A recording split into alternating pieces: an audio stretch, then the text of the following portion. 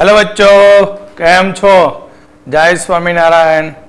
આપણી demo લેક્ચરની series ચાલુ છે રિએક્શન મિકેનિઝમની. આજે અંદર ત્રીજું લેક્ચર ડેમો નંબર 3. આ ડેમો નંબર 3 એ વેરી મોસ્ટ આઈએમપી છે, જે તમને ઓર્ગેનિકની અંદર SN1, SN2, E1 અને E2 વિલોપન જે પ્રક્રિયાઓ તમે ભણો છો એ પ્રક્રિયાઓની અંદર કયા કયા પ્રકારના દ્રાવકો વપરાય છે એ દ્રાવકને આધારે તમે ડાયરેક્ટ કહી શકશો કે આમાં SN1 થશે કે આમાં SN2 થશે. બરાબર? તો ડેમો લેક્ચર શાંતિથી જુઓ, એની નોટ્સ બનાવો. પ્લસ તમે જાણો છો કે હવે કોરોના ખૂબ ખતરનાક સ્ટેજમાં ચાલી રહ્યો છે, તો તમારો અભ્યાસ ન બગડે તે માટે 11થના વિદ્યાર્થી માટે પ્લસ જે હવે 11થમાંથી 12થમાં આવશે તે વિદ્યાર્થીઓ માટે આપણા જોડે સંપૂર્ણ કોર્સ NCERTના video lecture with material complete છે. જે તમે જાણો છો આપણી પોતાની એપ છે સત્યમ સાયન્સ લર્નિંગ એપ. તેની ઉપરથી તમે એને પરચેજ કરી શકો છો અને આપણું પ્રાઇસ એ ખૂબ જ લોએસ્ટ રેટમાં રાખી છે કે જેથી કોરોનાના આ સમયમાં દરેક વાલીને આર્થિક રીતે પોસાય, સાથે સાથે સારામાં સારું એજ્યુકેશન પણ મળે અને કોરોનાની મહામારીથી બચી પણ શકીએ. તો 100% તમે પરચેઝ કરો અને તમારું જે એજ્યુકેશન છે એને થોડા સમય માટે પણ બગાડશો નહીં. બરાબર? કારણ કે તમને ત્યાં બધા જ વિડીયો લેક્ચર દરેક ચેપ્ટર વાઇઝ તમને ત્યાં મળી જશે. ઓકે, તો હવે આપણે સ્ટાર્ટ કરીએ ડેમો લેક્ચર. જો આપણે લાસ્ટ લેક્ચરની અંદર કાર્બોકેટાયનની સ્ટેબિલિટી ભણતા હતા અને એ કાર્બોકેટાયનની સ્ટેબિલિટી માટે કાર્બોકેટાયન ગમે તે કરી શકે અને એની અંદર કાર્બોકેટાયનની અંદર રીએરેન્જમેન્ટ થઈને કાર્બોકેટાયન વધુ સ્ટેબિલિટી મેળવે છે. એટલે કે આ પ્રક્રિયાની અંદર કાર્બોકેટાયન તેના પડોશના કાર્બન ઉપરથી મિથાઇલ હોય, ઇથાઇલ હોય કે ફિનાઇલ ગ્રુપ હોય કે એરાઇલ ગ્રુપ હોય તેનું શિફ્ટિંગ કરીને તે વધુ સ્ટેબલ કાર્બોકેટાયન બનાવતો હોય છે. પરંતુ જો રીએરેન્જમેન્ટ દરમિયાન તેની અંદર કિરાલ સેન્ટર હોય અને કિરાલ કાર્બન આવેલો હોય તો તેના શિફ્ટિંગ દરમિયાન તેના વિન્યાસમાં કોઈ જ ફેરફાર થતો નથી. કાર્બોકેટાયન હોય અને એ કાર્બોકેટાયનની અંદર જો કિરાલ સેન્ટર હોય તો કિરાલ સેન્ટર ઉપર શિફ્ટિંગ દરમિયાન કોઈ જ ફેરફાર થતો નથી. એટલે આ રીતે કોઈ સંયોજન છે અને અહીંયા કોઈ સમૂહ જોડાયેલો છે, આની ઉપર H છે. મિથાઇલ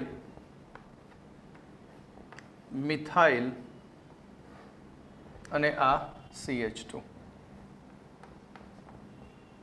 પ્લસ આ કાર્બોકેટાયન છે. આ કિરાલ સેન્ટર છે. હવે આ કિરાલ સેન્ટરની ઉપર કાયરલ સેન્ટર બદલાતો નથી. તો અહીંયા 1 2 3 1 2 3 એન્ટીક્લોક અને ઊભી 4 નંબર ઊભી લાઈનમાં છે માટે આ S વિન્યાસ છે. કયો વિન્યાસ છે? S વિન્યાસ. તો અહીં શિફ્ટિંગ થશે 1 2. તો 1 2 શિફ્ટિંગમાં કોનું શિફ્ટિંગ થાય? આ બે મિથાઇલ ગ્રુપ છે અને આ એક આખું કાર્બન ધરાવતું બીજું એક ગ્રુપ છે. તો એવું કહ્યું હતું કે જેમ આલ્કાઇલ ગ્રુપ કદમાં મોટું હોય તો તેનું શિફ્ટિંગ કેવું થાય? ઝડપી થાય છે. કારણ કે આ કિરાલ સેન્ટર એટલા માટે કે આ બાજુ ઇથાઇલ મિથાઇલ H અને અહીંયા અલગ કાર્બન છે, આ Me છે. તો શિફ્ટિંગ થશે તો એ શિફ્ટિંગ થાય ત્યારે આ બંધનું શિફ્ટિંગ થશે સીધું ક્યાં? CH2 પર. CH2 પર શિફ્ટિંગ થાય એટલે આ કાર્બન જે છે મિથાઇલ, બે મિથાઇલ ધરાવતો કાર્બન, તો આ બે મિથાઇલ ધરાવતો કાર્બન એક કેટાયન બની જાય. શું બની જશે? કેટાયન. અને આ CH2. હવે CH2 ની સાથે આ બંધ જોડાય.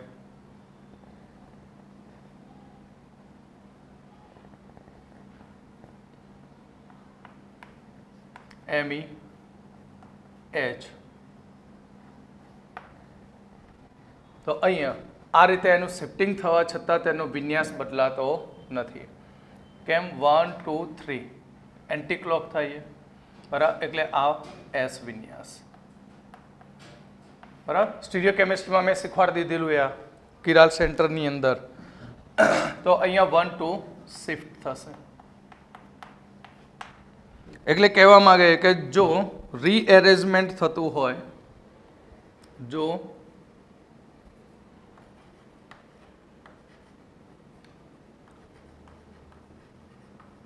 રીએરેન્જમેન્ટ માં કિરાલ સેન્ટર, કિરાલ કાર્બન નું શિફ્ટિંગ થતું હોય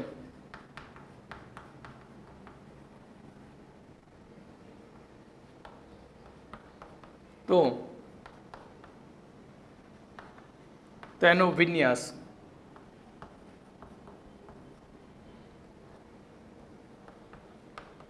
બદલાતો નથી, એનું કોન્ફિગરેશનમાં કોઈ જ ફેરફાર થતો નથી. ક્લિયર?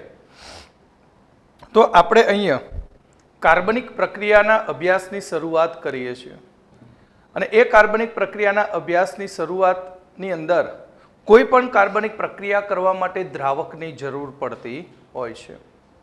તો અહીં કાર્બનિક પ્રક્રિયાની ક્રિયાવિધિ સમજવા માટે પ્રક્રિયામાં કયા પ્રકારના દ્રાવકો વપરાય છે તે જાણવા ખાસ જરૂરી છે.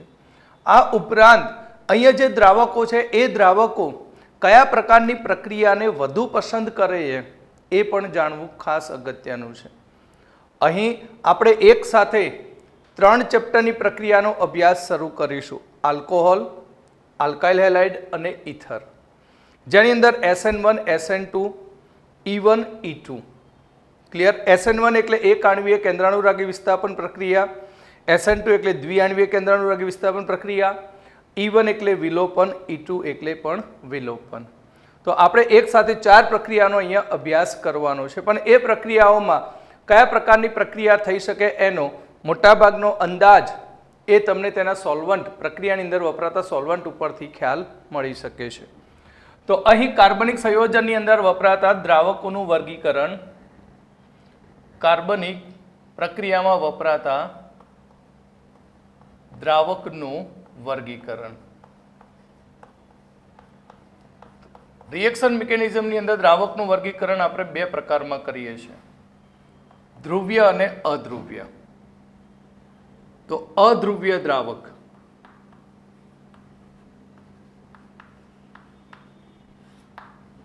અને બીજું એ ધ્રુવ્ય દ્રાવક.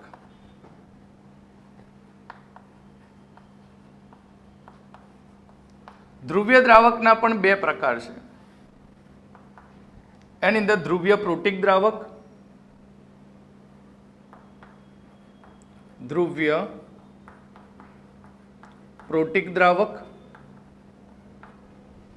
અને ધ્રુવ્ય અપ્રોટીક દ્રાવક. ધ્રુવ્ય અપ્રોટીક દ્રાવક એટલે કે જે દ્રાવક H+ આપી શકે તેને ધ્રુવ્ય પ્રોટીક દ્રાવક કહેવાય અને જે H+ આપી શકતો નથી તેને અધ્રુવ્ય પ્રોટીક દ્રાવક કહેવાય. એટલે કે જે દ્રાવકની અંદર H બોન્ડનું ફોર્મેશન થઈ શકતું હોય, જેમાં H બંધ બની શકે, એ બધાને કહેવાય ધ્રુવ્ય પ્રોટીક દ્રાવક. અને H બંધ, નોટ H બોન્ડિંગ, જેમાં H બોન્ડિંગ થતું નથી, તો તેને કહેવામાં આવશે અધ્રુવ્ય ધ્રુવ્ય અપ્રોટીક દ્રાવકો કહેવામાં આવે છે. એટલે કે જે દ્રાવકમાંથી આપણને H+ મળી શકે તેને કહેવામાં આવશે ધ્રુવ્ય પ્રોટીક દ્રાવક અને જેમાંથી H+ મળી શકતો નથી તેને ધ્રુવ્ય અપ્રોટીક દ્રાવક કહેવામાં આવે છે. તો આપણે પહેલા આનું આખું લિસ્ટ બનાવી દઈએ દ્રાવકોનું, પછી આગળ વધીએ. તો આપણે 3 પ્રકારમાં દ્રાવકનું વર્ગીકરણ કર્યું. એમાં અધ્રુવ્ય દ્રાવકો જેને નોન પોલર સોલ્વન્ટ કહેવામાં આવે છે. તો પ્રથમ આપણે લખીશું અધ્રુવ્ય દ્રાવકો. તો અધ્રુવ્ય દ્રાવક કયા છે? તો અધ્રુવ્ય દ્રાવકની અંદર number 1 hexane. Number 2 chloroform,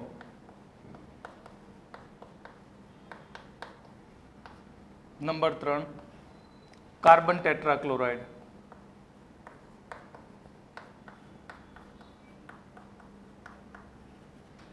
number 4 benzene, number 5 ethyl acetate,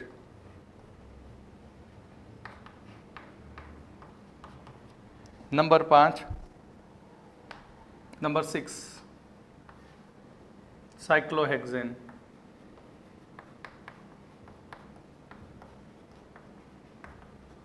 number 7 diethyl ether. તો આ જે દ્રાવકો છે એ બધા અધ્રુવીય દ્રાવકો કહેવામાં આવે છે, એટલે કે નોન પોલર સોલ્વન્ટ કહે છે. ત્યાર પછી બીજો પ્રકાર ધ્રુવ્ય પ્રોટિક દ્રાવકો.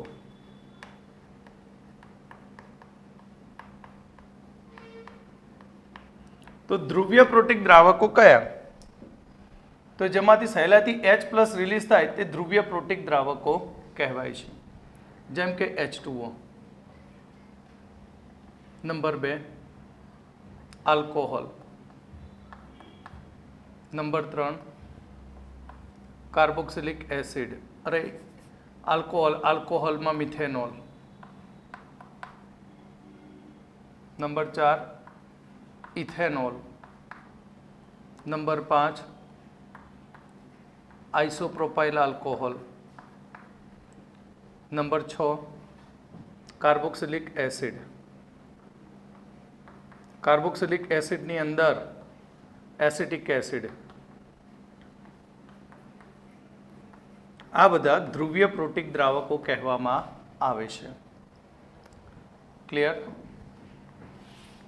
ત્યાર પછી આવશે નંબર 3 ધ્રુવ્ય અપ્રોટિક દ્રાવક. ધ્રુવ્ય અપ્રોટિક દ્રાવકોની અંદર number 1 CH3C triple bond N, એસિટોનાઇટ્રાઇલ,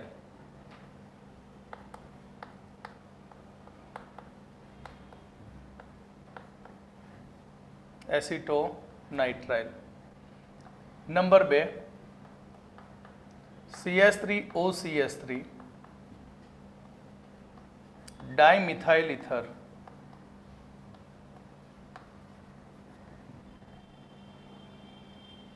number 3 CH3S double bond O CH3.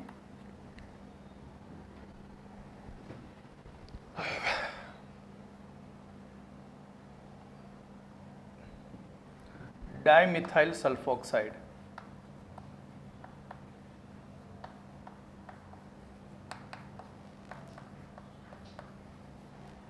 જેને DMSO કહેવામાં આવે છે, વેલ નોન સોલ્વન્ટ છે. Number 4 CH3C double bond O CH3 acetone. Number 4 H C double bond O N CH3 dimethyl formamide, એટલે કે DMF. અને number 5 CH3C double bond O N CH3 dimethyl એસિટેમાઇડ.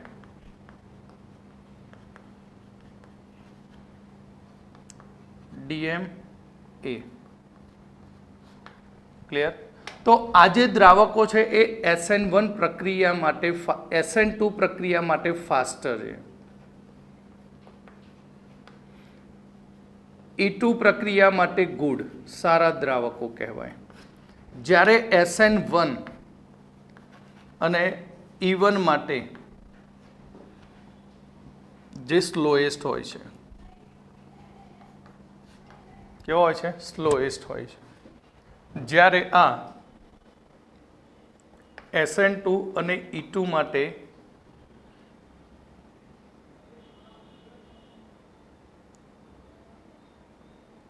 Fast અને SN1 E1 માટે સ્લોએસ્ટ ખૂબ જ ધીમી પ્રક્રિયા કરે છે. ક્લિયર? તો આ રીતે દ્રાવકોનું વર્ગીકરણ થાય છે. તો આપણે રાસાયણિક રિએક્શન મિકેનિઝમની અંદર દ્રાવકો વિશેનું આપણે સોર્ટિંગ જોઈ લીધું. તો કોઈ પણ કાર્બનિક રાસાયણિક પ્રક્રિયાની અંદર બે પ્રકારના પ્રક્રિયકો ભાગ લેતા હોય છે. એક ઇલેક્ટ્રોફિલિક રિએજન્ટ અને બીજો એ ન્યુક્લિયોફિલિક રિએજન્ટ.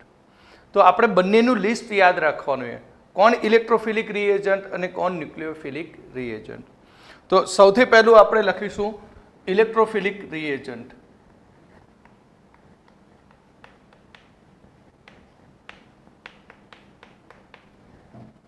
ઇલેક્ટ્રોફિલિક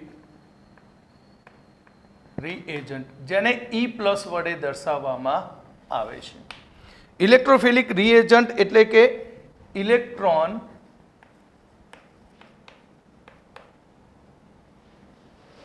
અનુરાગી. શું કહેવાય એને? ઇલેક્ટ્રોન અનુરાગી પ્રક્રિયક, ઇલેક્ટ્રોફાઇલ પ્રક્રિયક E+. એટલે દેખીતી રીતે અહીંયા E+ લખ્યું એટલે આના ઉપર ઇલેક્ટ્રોનની શું છે? ઉણપ છે. માટે એ પોઝિટિવ ચાર્જ દર્શાવે. પોઝિટિવ ચાર્જ દર્શાવતો એટલે હંમેશા તે ઇલેક્ટ્રોન આકર્ષકની શોધમાં હોય છે. તો જે પ્રક્રિયક એ ઇલેક્ટ્રોન આકર્ષકની શોધમાં રહેતો હોય તો તેને કહેવામાં આવશે ઇલેક્ટ્રોન અનુરાગી પ્રક્રિયક, કે જ્યાંથી એને ઇલેક્ટ્રોન મળી શકે, તો તેને કહેવાય ઇલેક્ટ્રોન અનુરાગી પ્રક્રિયક. તો ઇલેક્ટ્રોન અનુરાગી જે ઇલેક્ટ્રોનની ઉણપ ધરાવે છે, ઇલેક્ટ્રોનની ઉણપ ધરાવે. બીજું કે જે પોઝિટિવ હોય છે.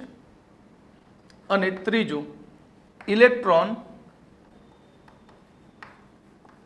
આકર્ષણની વૃત્તિ ધરાવે. એટલે ઇલેક્ટ્રોન મેળવવાની વૃત્તિ ધરાવતો હોય છે. માટે બધી જ ઇલેક્ટ્રોફાઇલ એ લુઈસ એસિડ તરીકે વર્તે છે.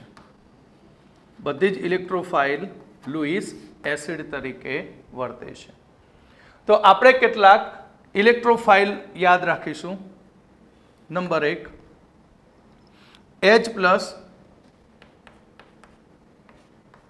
Hydronium ion, alkenium ion, chloronium ion, bromonium ion, આલ્કાઇલમાં મિથિલિનિયમ આયન, ઇથિલિનિયમ આયન. ધન આયનના નામની પાછળ ક્લોરોનિયમ, નિયમ જેવા શબ્દ પ્રત્યય તરીકે લાગે છે. બ્રોમોનિયમ, ક્લોરોનિયમ, નાઇટ્રોસોનિયમ, નાઇટ્રોનિયમ, આ બધી જ ધન પીસીજો એ ઇલેક્ટ્રોન અનુરાગી તરીકે વર્તે છે. કેટલીક તટસ્થ પીસીજ, કેટલાક તટસ્થ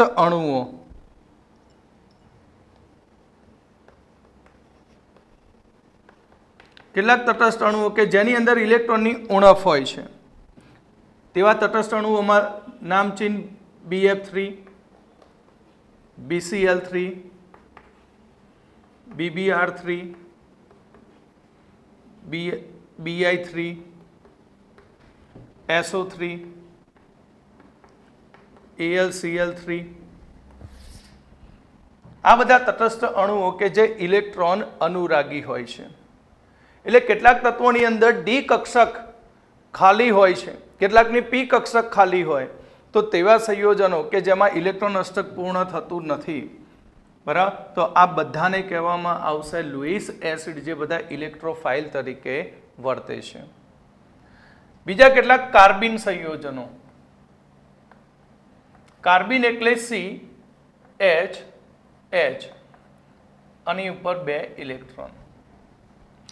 દરેક કાર્બનની અંદર કાર્બનની આસપાસ 6 ઇલેક્ટ્રોન હોય છે, માટે તે ઇલેક્ટ્રોન ઉણપ ધરાવે, માટે તેને કહેવાય ઇલેક્ટ્રોન અનુરાગી અથવા ઇલેક્ટ્રોફાઇલ કહેવામાં આવે છે. એટલે કાર્બન જુદા જુદા પ્રકારના હોય. આર લગાવી દઉં તો alkyl carbon,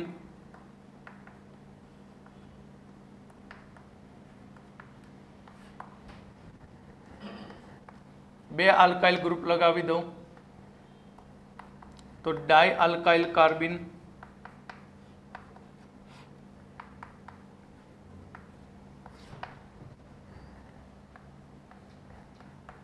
HX halo carbon,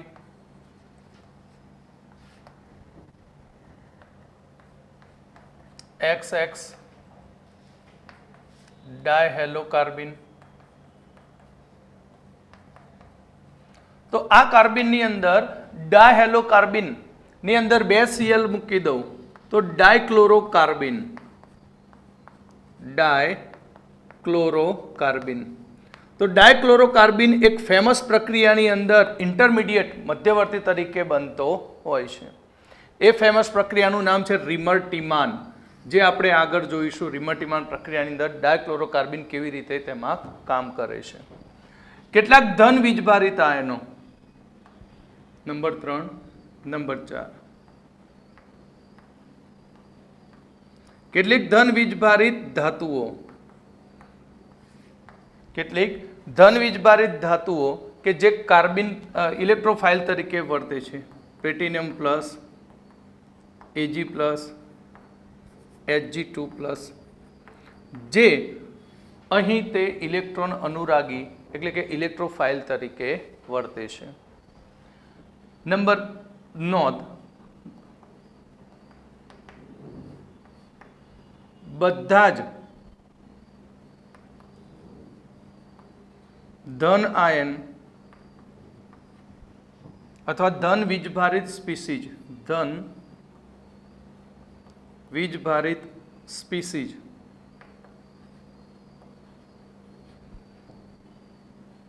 electron અનુરાગી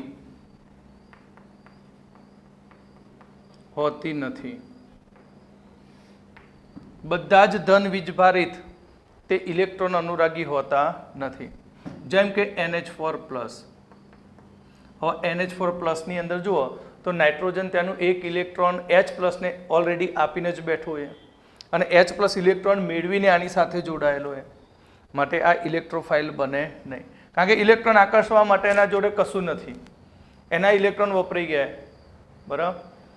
ત્યાર પછી બીજું એ H3O+ અને આલ્કલી મેટલ Na+, K+, બરાબર, Mg+2. તો આ બધી જે સ્પીસીઝો છે એ ઇલેક્ટ્રોન અનુરાગી તરીકે વર્તતી નથી. કેમ? કારણ કે આલ્કલી ધાતુ એક ઇલેક્ટ્રોન ગુમાવી દે અને એક ઇલેક્ટ્રોન ગુમાવીને તે નિષ્ક્રિય વાયુ જેવી ઇલેક્ટ્રોન રચના પ્રાપ્ત કરે અને મેટલમાંથી Na+ બની જાય અને Na+ હવે સંતોષ માણી લે, બસ ઓકે, સ્થાયી થઈ ગયા. એટલે એ ઇલેક્ટ્રોન ફરી પાછો મેળવતો નથી. માટે આ બધા બની ગયા ઇલેક્ટ્રોફાઇલ, જે તમારે યાદ રાખવા પડશે. ઓકે. હવે ન્યુક્લિયોફાઇલ જોઈશું.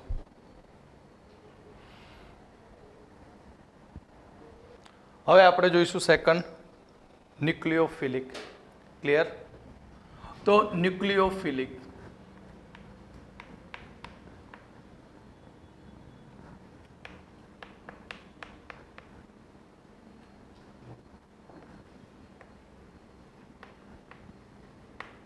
ન્યુક્લિયોફિલિક Nu-.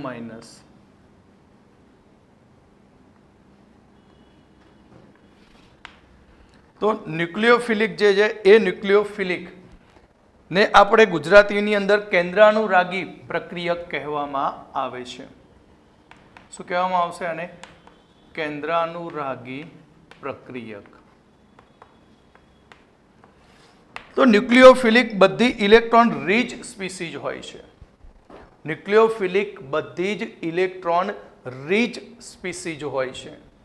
એટલે ન્યુક્લિયોફિલિક આપણે કહીએ તો electron rich species. Electron rich species છે માટે તે બધી નેગેટિવ, ઋણ આયન તરીકે મોટા ભાગે હોય તો ઇલેક્ટ્રોન સ્પીસીઝ ઋણ વડે નેગેટિવ વડે દર્શાવાય. અને બીજું ઇલેક્ટ્રોનનું દાન કરે.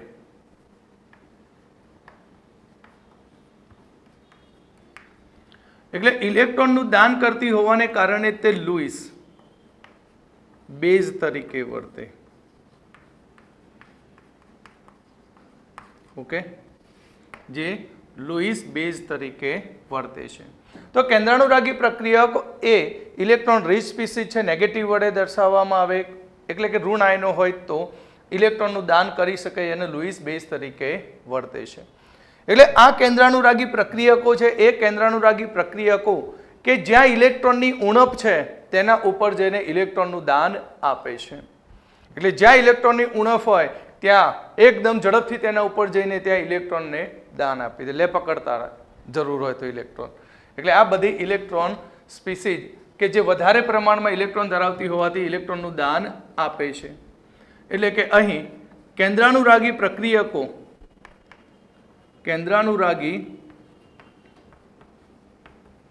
પ્રક્રિયકો કે જ્યાં ઇલેક્ટ્રોનની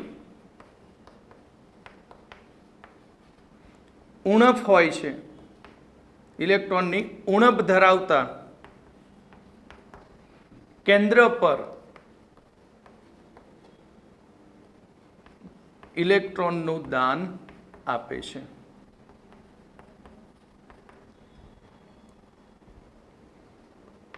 એક્સેપ્ટ H+.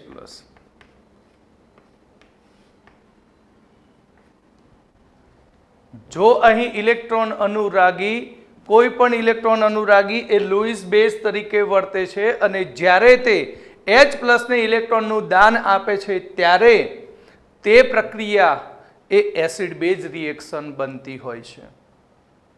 એટલે કે ત્યારે H+ એસિડ બને અને આવનારી જે સ્પીસીઝ ઇલેક્ટ્રોનનું દાન આપે છે એ કેન્દ્રાનુરાગી એ બેઝ બને છે.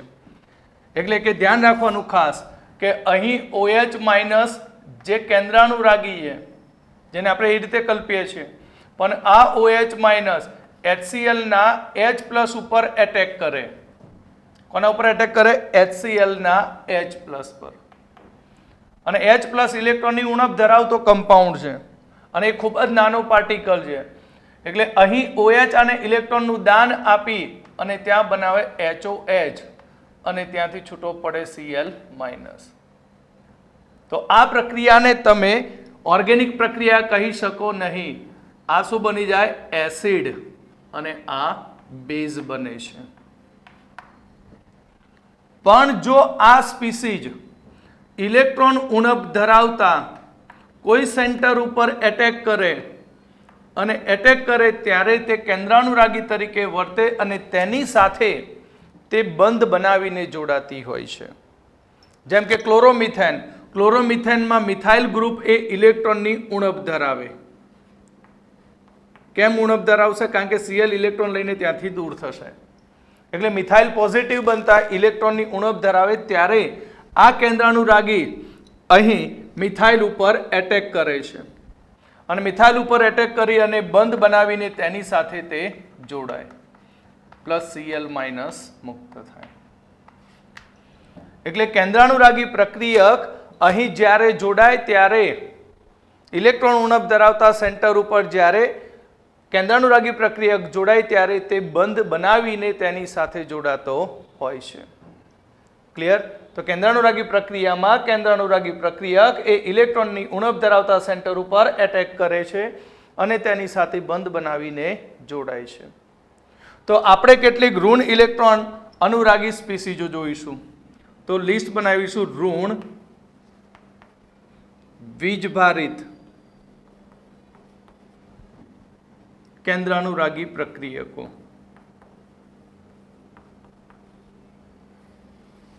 તો ઋણ વીજભારિત કેન્દ્રાનુરાગી કઈ? તો H-, OH-, OR-, Cl-, SH minus RS minus આ બધી જ ઋણ વીજભારિત કેન્દ્રાનુરાગી સ્પીસીઝ છે. નંબર 2 તટસ્થ અણુઓ.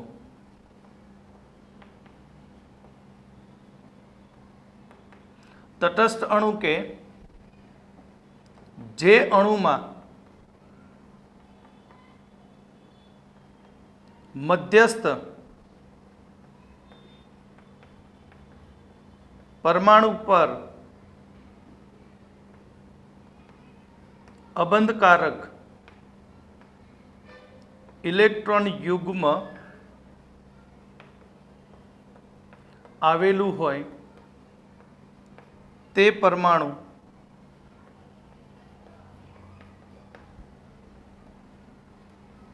ઇલેક્ટ્રોન યુગ્મનું દાન આપીને કેન્દ્રાનુરાગી તરીકે વર્તે છે.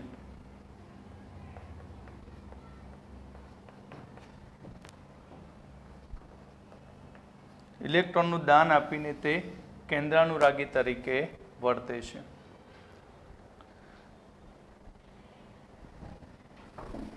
તો કયા ઉદાહરણો? જેમ કે H2O.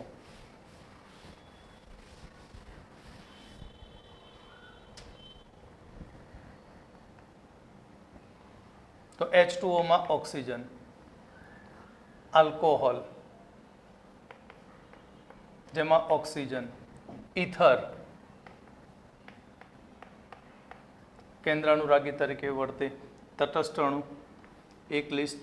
બીજું RNH3 એમોનિયા, એમોનિયામાંથી primary amine RNH2, secondary amine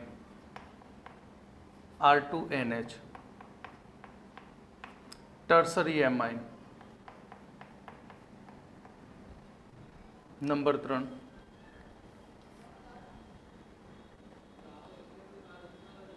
H2S, RSH thiol, થાયોઇથર.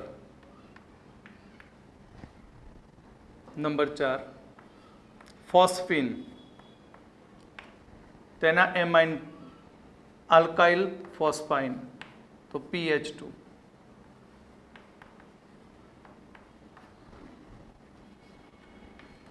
R2PH,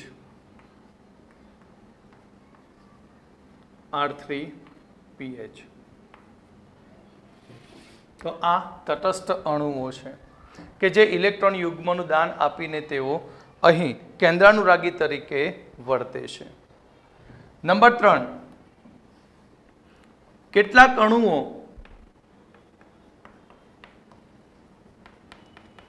અણુના 2 પરમાણુઓ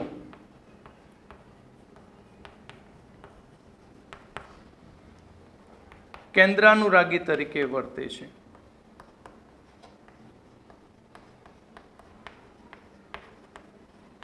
કેટલાક અણુઓ એવા છે કે જેના કે સ્પીસીઝો કે જેમના 2 પરમાણુ કેન્દ્રાનુરાગી તરીકે વર્તે છે. જેની અંદર એ CN, તો નાઇટ્રોજન ઉપર લોન પેર અને ઓક્સિજન માઇનસ, માટે તે કેન્દ્રાનુરાગી તરીકે વર્તે છે. ત્યાર પછી બીજી સ્પીસીઝ CN-